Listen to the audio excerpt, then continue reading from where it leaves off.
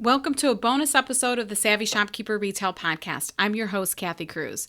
Some of you know that I recently traveled to Washington, D.C. to advocate for the Credit Card Competition Act. However, some of you may not know that I went, and more importantly, some of you may not know that this bill or what this bill is all about. If you're a small business owner, most likely credit card fees annoy you, or like many of us, we accept that it's a cost of doing business, but we all feel the pinch of unusually high fees. And yes, it is a cost of doing business. We have lots of expenses in our business, right? And we accept this and we pay for them. However, what's different about credit card fees is they are not negotiable and we don't have options to find alternatives. And that's because Visa and Mastercard have a duopoly here. I won't get into too much of the semantics and technology because I'm not an expert on that part. But what I do know is that credit card fees generally rank in the top 5 expenses for independent retailers. Top 5. So there's rent. Of course, there's cost of goods, but there's rent and the other high expenses. This is one of our top 5 expenses. That's a lot. And when I look at the list of expenses on my own profit and loss statement for the store I co-own with my sister, when I look at that entire list, I can either find an alternative or I can negotiate every single expense on that P&L. If you think about it, we use lots of software and tech in our businesses. For instance, email marketing. This is a good example. There are plenty of software companies that I can choose from for email marketing. Some that offer free plans and some that offer paid plans or a variety of plans depending on the service that I'm looking for. Then there's rent. That's something I can negotiate. Now, I'm not saying it's easy and I'm not saying we're comfortable doing this, but it is an option. I can open up that conversation with the management company or with the person who owns the building my store is located in. Graphic design software is another example. There are free options that I can use, or I can pay for software or a more expensive plan depending on the needs of my business, right? There's also social media. I can do all organic posting for my business, and that's free, or I can pay to play and run social media ads to increase the number of people that see my posts or learn about events or anything like that. The National Retail Federation, they've been working hard to get Congress to understand why passing this bill can be incredibly helpful to the retail industry in the U.S. And yes, this includes all of us, the independent retailers. The NRF has been hosting these small business fly-ins to get independent retail store owners to the Hill. Quote unquote, the Hill is how they refer to Capitol Hill. And they're doing this so that we can meet with our state representatives. I'm not sure how many store owners participated this most recent fly-in. My guess is around 100 of us. And this included me and 2 Master Shopkeepers members. We all met with senators and state reps to share our stories. And before I left, I actually published a survey and a lot of you completed it. So thank you. I really, really appreciate it. I was able to share your stories and how high fees affect your small businesses too because of everything that you shared with me through that survey. And if you missed all of this, if you missed the survey, if you missed that I went to DC, if you missed, this about information about this Credit Card Competition Act, I highly recommend getting on my email list because you never know what I'm going to share. And there are times where I only share information through my email newsletter. So if you visit savvyshopkeeper.com, you can sign up for the newsletter there. So anyhow, the bill that we're advocating for, it's abbreviated to CCCA. It's the Credit Card Competition Act. If it passes, it will simply introduce competition in the credit card processing market. And we're proposing that. We want that to happen so that we can break up the duopoly of Visa and Mastercard. It's the duopoly that they currently have in the credit card processing world. So if you know anything about lobbying, you know that there are 2 sides to the story. So we're advocating for the bill And big banks, in particular, the top 26 banks in the US, because really those are the only people or the only businesses that are affected if this bill passes. So, of course, the big banks, those 26 banks, are against the bill. One scare tactic that big banks are using is they're telling consumers and Congress that if this bill passes, that credit card rewards programs will go away. And the NRF has done their homework, and they know of other countries like Australia and Europe who have implemented credit card reform, and these programs, the reward programs, didn't go away. They weren't really affected.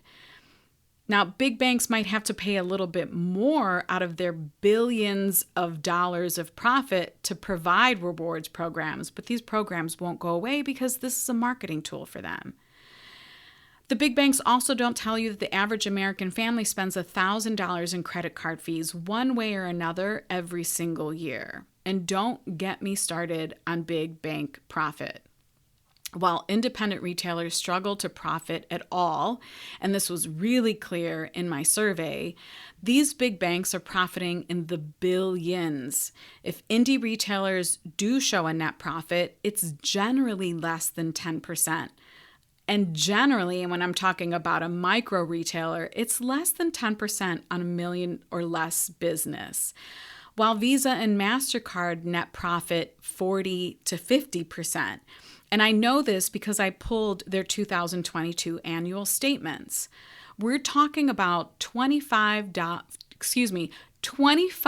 billion or more in profit, not million, billion. Can we say profit maximizing? Man, my blood boils when I think about this. I'm all for profit in a business. I would never tell a business that I don't want them to profit or that I don't want them to work towards profit. You know, all of you know this if you've been listening to my podcast. But when a duopoly exists and small businesses are being taken advantage of, also these big banks can just profit more, I get pissed off. Like, it makes me so angry. So we need your help, and that's why I'm here today with this bonus episode. We're trying to get the Credit Card Competition Act attached to the National Defense Authorization Act. And I know this is all going to be new information to some of you, and it was a lot that I learned while I was in DC that the NRF educated me on. And again, I don't want to get into the particulars, but sometimes if they can get a smaller bill, or a bill, I should say, attached to a different bill, it can get through. And that's what's happening now. It has gained momentum. Out of the 6 meetings that we attended, we had a representative who gave us a yes, and I guess that doesn't happen often. So it was a huge win. Anyhow, they're trying to get this bill to pass by attaching it to the NDAA as an amendment. So what I'm asking is for you to join me in calling on your senators or your state reps to support this and take on excessive credit card fees. The Credit Card Competition Act is really essential to leveling the playing field. It's time that we fix this broken and unfair credit card market. This bill isn't about regulating the fees. I think some people think, oh yeah, this bill is going to pass and it's going to automatically lower fees. It's really about regulating the lack of competition, because we believe if Congress supports this, we stand a chance at lower fees. So, for example, fees in Australia and Europe are less than 1%, when small businesses here in the US are paying 3 to 4%. Yeah, so all those other countries, their fees are less than 1%, and we're paying 3 to 4%. This is huge for our small businesses, and it really has to stop. As a small business, we're already fighting to survive with rising rates of theft, vandalism, and for sure, inflation. This is really our opportunity to make a difference. And I've never really published a podcast episode asking anyone to do this now, but I think it's incredibly important. And listen, if you cringe excuse me, this is a bonus episode, so it doesn't get edited. But if you cringe at the thought of politics or reaching out to your members of Congress, please know this. It is not my comfort level either. Doing all of this was extremely uncomfortable. But I want you to know that this is a bipartisan issue. Really, this is a small business and consumer fight, a fight against the big banks, and only 26 big banks. It's billions of us versus 26 big banks that are profit maximizing while we simply just want to profit at all. This isn't a bill where you're choosing between political lines. This is a bill where you're choosing to fight for your business and the businesses in your communities and the businesses your friends own. That's really what it is. So this is what I'm asking you to do on behalf of all of us. Fill out a simple form to send a message to your state and district representative. These messages go to members of Congress, representatives, and senators. I will have a link in this podcast description and in the main menu of my website too. The form is super simple to fill out. Really, I think it takes you less than 2 minutes. And there is a pre-written message in there that's included. And then there's another field where you can add your own personal story. So very similar to my survey when I asked you, how does this affect you? What would you do if you were able to save even 1% in credit card fees? What would you do for your business? And what was incredible is the big banks are also telling Congress and the representatives, they're telling them, oh, they're just going to pocket this profit. Well, first of all, what's so wrong with that? We work really hard for our businesses.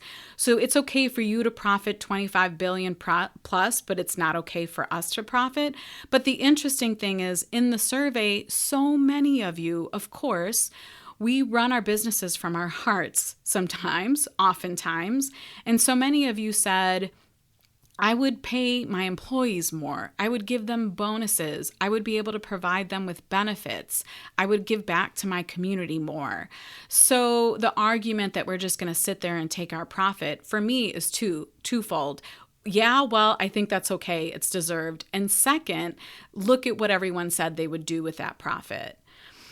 So I'm going to go ahead and wrap this up because you can tell I'm super passionate about this, especially after learning everything that I did when I spent just 2 days in Washington, D.C.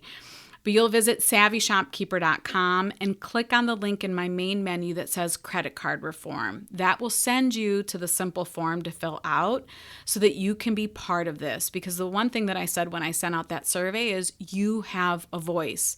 You really do. I think sometimes we feel like Congress in DC is so far away from us and we can't possibly make an impact and we can't possibly get a bill to pass. But I genuinely think we have the ability to do that on this. And I think it's incredibly important that we use our voice now to speak up. So before I wrap this up, I want to say thank you to the NRF for coordinating the small business fly-in, for their effort on this bill, and for including us independent retailers when sometimes I feel like we're neglected or maybe we don't have so much of a voice. They genuinely made me feel like we do. And I appreciated that they included us because, yes, of course, this affects big box retailers. I'm like stumbling on my words here, but the NRF acknowledges that the higher rates affect us, the micro retailers, the most. So let me go ahead and really kind of close this up. One of the members of Master Shopkeepers who was in DC, we were in DC together, she has multiple stores, not just 1 or 2 stores. She has, I think, 4 stores.